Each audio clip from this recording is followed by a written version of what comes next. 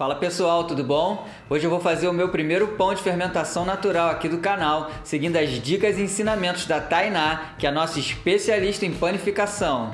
Como eu sou do mundo da pizza e estou acostumado a pensar em sabores e recheios, dá uma olhada no que eu resolvi fazer. Essa técnica que você vai aprender chama-se laminação e eu a usei para rechear o nosso pão com queijo parmesão e calabresa. É sério, você nem imagina o sabor e o aroma desse pão.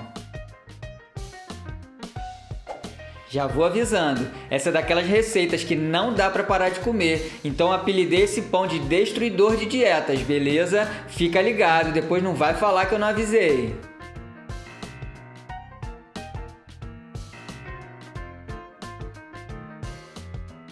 Esses são alguns utensílios que eu usei e os links vão estar na descrição do vídeo. Se tiver interesse, dá uma olhadinha lá e comprando pelos nossos links você está ajudando a manter os custos do canal. E aí, preparado? Bora aprender a fazer o destruidor de dieta? Vamos pro vídeo! Vamos começar com 250 ml de água e 80 gramas do nosso levain já refrescado. Incorporar o levain no seu auge, ou seja, quando ele estiver com o dobro do tamanho inicial, vai te ajudar a conseguir um resultado melhor, tá bom? Depois de misturar, é só mexer bem usando uma colher até ele ficar com essa aparência que você está vendo aí no vídeo. Em seguida, vamos adicionar essa nossa mistura líquida em 350 gramas de farinha.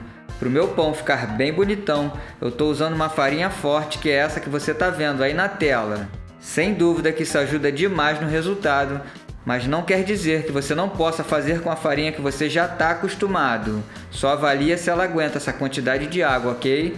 Essa mistura inicial foi bem rapidinho, levou 2 minutinhos e agora eu já vou entrar com o sal, 7 gramas. Nesse ponto da mistura eu gosto de usar essa espátula meia-lua, ela me ajuda a ir revirando a massa.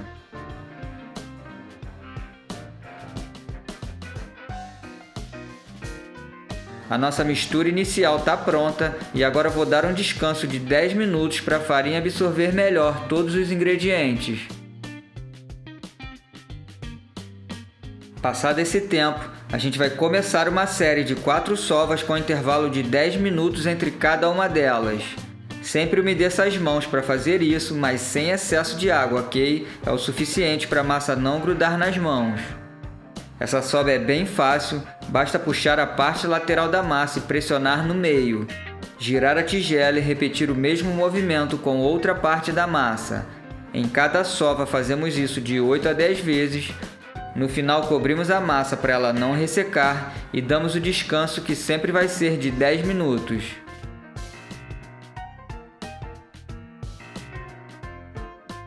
Vamos dar uma olhada na segunda e na terceira sova, o movimento é exatamente o mesmo, puxa na lateral e pressiona no meio de 8 a 10 vezes. Repara como a massa vai ganhando estrutura e se desenvolvendo. Na terceira sova dá para perceber que ela está mais lisa e elástica, mesmo oferecendo mais resistência na hora de puxar. É exatamente isso que queremos e é sinal que a gente está no caminho certo.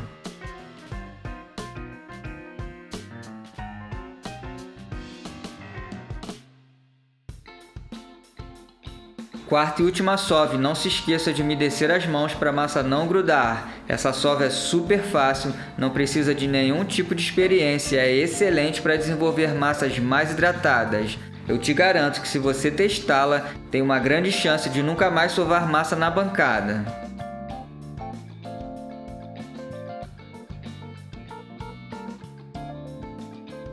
Já dá para notar que a minha massa está bem desenvolvida, então vou encerrar a nossa sova por aqui.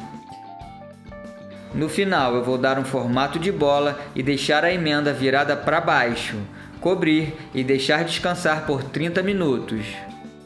Nesse tempo a massa vai relaxar e continuar se desenvolvendo.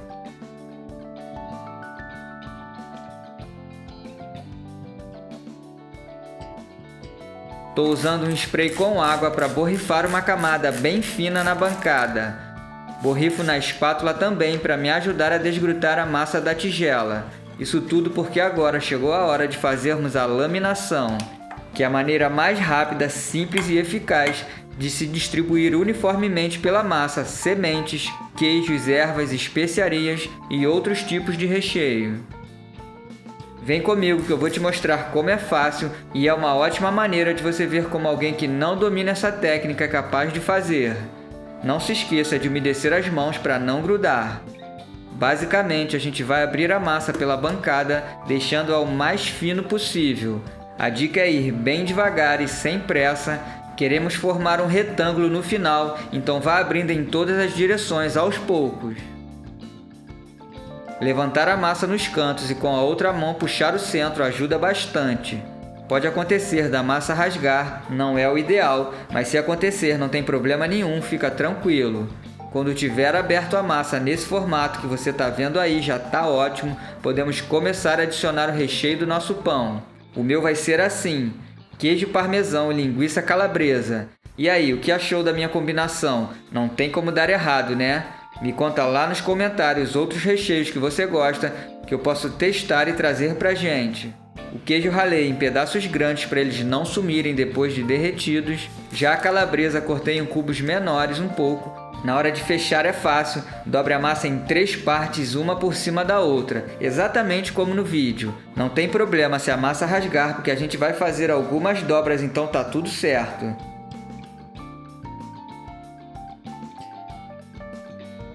Depois faça a mesma coisa no sentido vertical e se aparecerem essas bolhas você pode estourar para tirar o ar.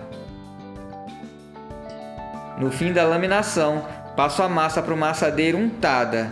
Troquei para um recipiente reto porque isso vai me ajudar nas próximas dobras e você vai entender isso lá na frente. Agora a gente só precisa deixar a massa descansar por 30 minutos.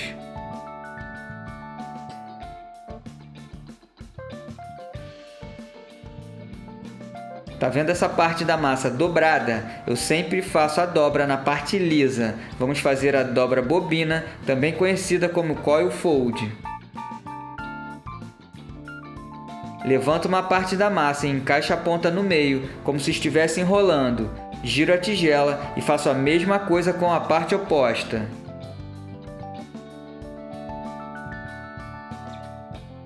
Depois giro a tigela novamente para fazer o mesmo movimento com as laterais que ainda não dobramos, sempre umedecendo a mão porque isso ajuda a não grudar.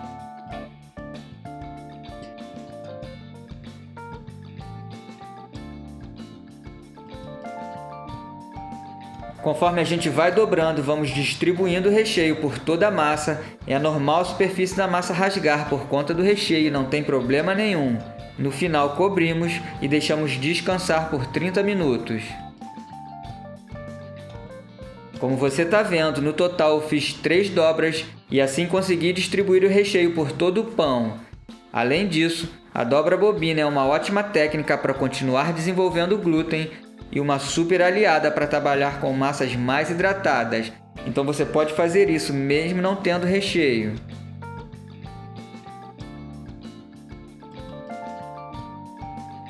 O tempo de descanso entre cada dobra é de 30 minutos e quando acabar a terceira, deixe a massa descansar por mais meia hora.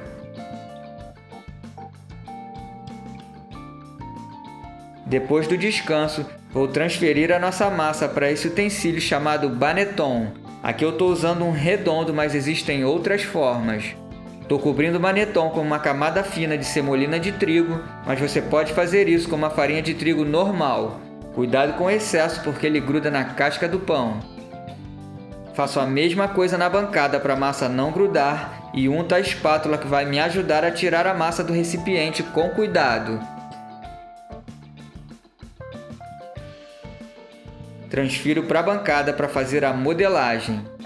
A modelagem melhora a textura e a estrutura do pão, dando o formato ideal para o crescimento durante a fermentação.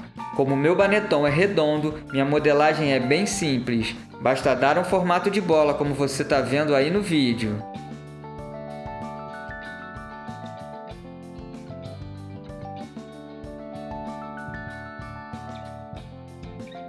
Esse movimento vai esticando a massa, criando uma tensão na superfície que ajuda a manter a sua estrutura, mas não tensione demais para não rasgar, ok? Faça isso tentando fechar a emenda na parte de baixo.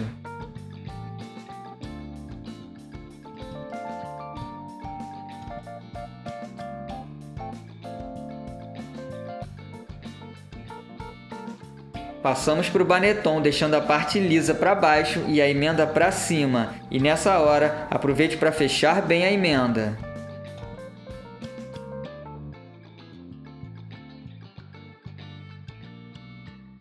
Estou cobrindo tudo com um saco plástico para a massa não ressecar, porque agora o nosso pão vai para a geladeira, onde vai maturar por 12 a 16 horas. Nesse tempo, os micro-organismos presentes no fermento vão atuar na massa, deixando-a mais leve e digerível e com sabores e aromas mais complexos.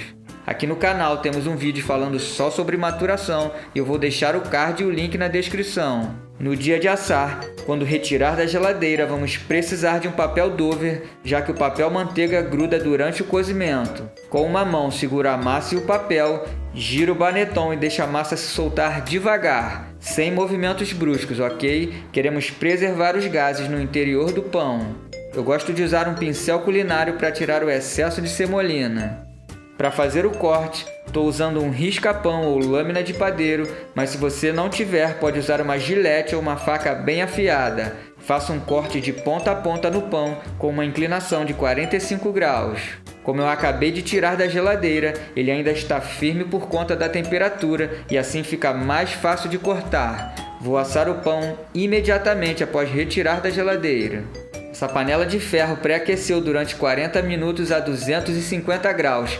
Tá super quente, então coloque o pão com todo cuidado. Você tá vendo que eu coloquei o pão sobre a tampa da panela. Essa dica é ótima porque é muito mais seguro colocar o pão dessa forma. Todo cuidado é pouco, ok? Então faça com atenção.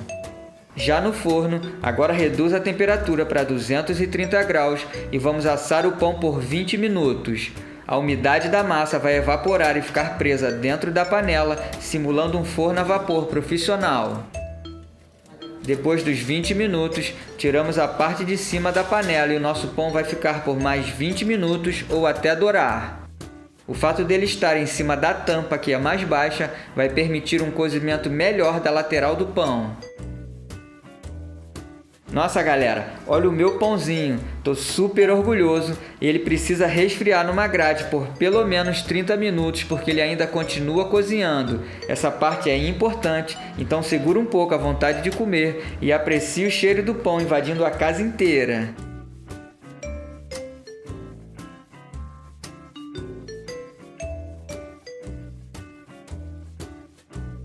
E aí, gostou do meu pão? Me fala lá nos comentários. Ah, e se fizer essa receita, me conta também.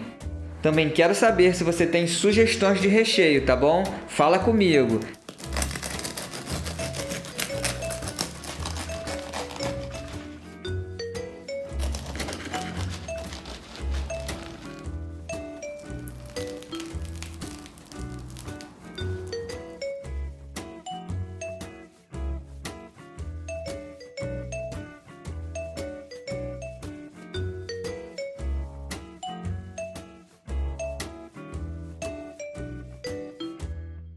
Eu fico por aqui, espero que tenham gostado, um abraço e até a próxima!